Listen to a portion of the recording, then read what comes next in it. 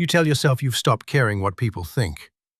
Then it's midnight, and a face shows up anyway, judging you in perfect detail for something nobody ever actually said out loud. You assume the fear is about them, about their eyes, their opinion. It isn't. In a moment, you'll watch that judging face crack open and see whose handwriting is actually underneath the mask. And by the end, you'll watch the whole courtroom go quiet.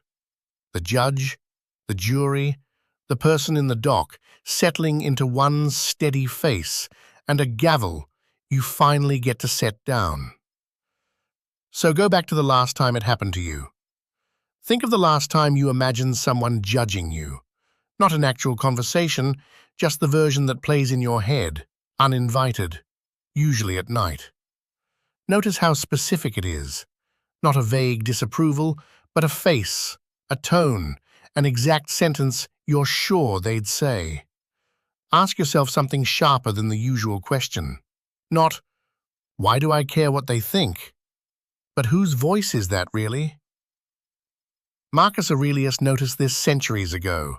He said to sift the minds of the people you fear judgment from and look at what they actually think of themselves. His suspicion was that the fear was never about their verdict. It was about a mirror. And mirrors don't generate images, they only return what's already standing in front of them. Somewhere you've heard the fix. Just stop caring what people think. It sounds clean, almost mechanical, like disapproval is weather rolling in from outside, and all you have to do is stop checking the forecast. Marcus Aurelius came close to this too. He wrote that this world is mere change, and this life, opinion, that praise is vain, human judgment inconstant, the whole stage far too small to take so seriously. He wasn't wrong. But notice what he never claimed. He never said the storm was purely outside you. He said the trouble comes from opinion within. The Stoics saw the weather clearly. They just stopped one layer short of asking where the storm actually started. Here's where it gets interesting, because this is where the diagnosis lives. Carl Jung described what happens when a person can't consciously face something in themselves. It doesn't vanish. It resurfaces, disguised, usually landing on someone else. Jung told the story of a man named Ogre, who couldn't accept that Judas was damned by a good God.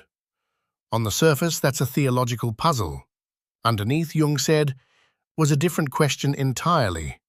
The man secretly wondered if he himself was damnable. Judas was a symbol of his own unconscious tendency. So ask yourself the same question Jung asked. What in yourself do you consider unacceptable or wish weren't true? Because that's usually the exact shape of the judgment you're so sure other people are handing you. Emerson noticed something adjacent, watching how we actually size people up. He said, we don't judge someone's character by learning or craft. We don't decode it. We just let them reveal it. The wise person doesn't judge others, Emerson wrote. He lets them judge themselves and simply records the verdict they've already passed. Now flip that around and point it at yourself. When you imagine being judged, you're not actually reading someone else's mind. You don't have that kind of access. What you're doing is reading a verdict that was already written by you, about you, and projecting it onto a face that happened to be nearby. The judge you're afraid of is wearing a mask. It's your handwriting underneath. Now the strongest objection, and it deserves real weight. Epictetus argued that outside opinions are simply indifferent, not worth engaging at all. He compared a settled mind to a besieged city that mocks its attackers because nothing can break through walls built from your own steady opinions. It's a genuinely powerful image. The instinct is to stop right there, refuse the power, and never dig any deeper. And he's right about the destination. But here's the catch nobody mentions. Indifference built before you've looked inward isn't indifference. It's performance. You can announce that you don't care, hold the posture, say the lines, and still orbit the exact same wound, just quieter about it. The wall looks strong from outside. Inside, nothing's actually settled. Epictetus has a sharper image for what's really happening in that moment. He asks, if a stranger tried to grab your body, wouldn't you be furious? Then why do you feel no shame handing your mind to any reviler, letting them disconcert and confound you? Here's the honest answer, the one that stings.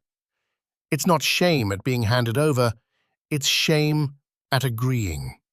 Somewhere inside, a part of you nods along with the accusation, and that agreement is what gives the stranger's hand its grip. You can't out-stoic a verdict you haven't actually looked at. So, where do you actually land on this? Is there a judgment aimed at you right now that, if you're honest, you've quietly already made about yourself?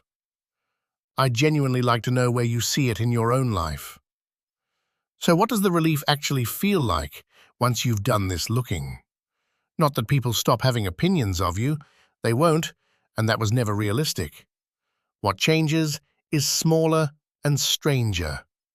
You stop needing their opinion to settle something because you've already settled it yourself, honestly, in daylight. That's not the armored indifference Epictetus described. It's quieter than armor. There's no wall to defend because there's nothing left hidden behind it for an accusation to strike.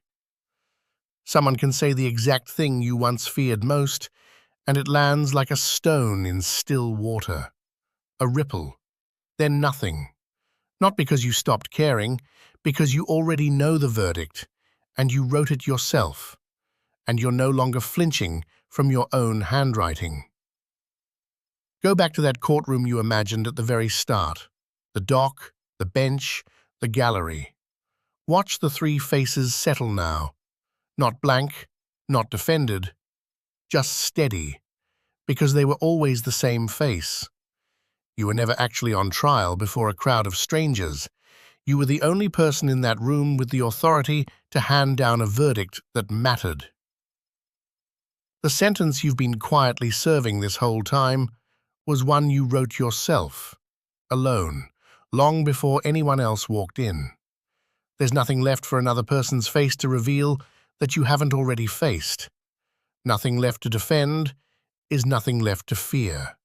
So tell me, whose verdict have you been serving, and are you ready to read it for yourself?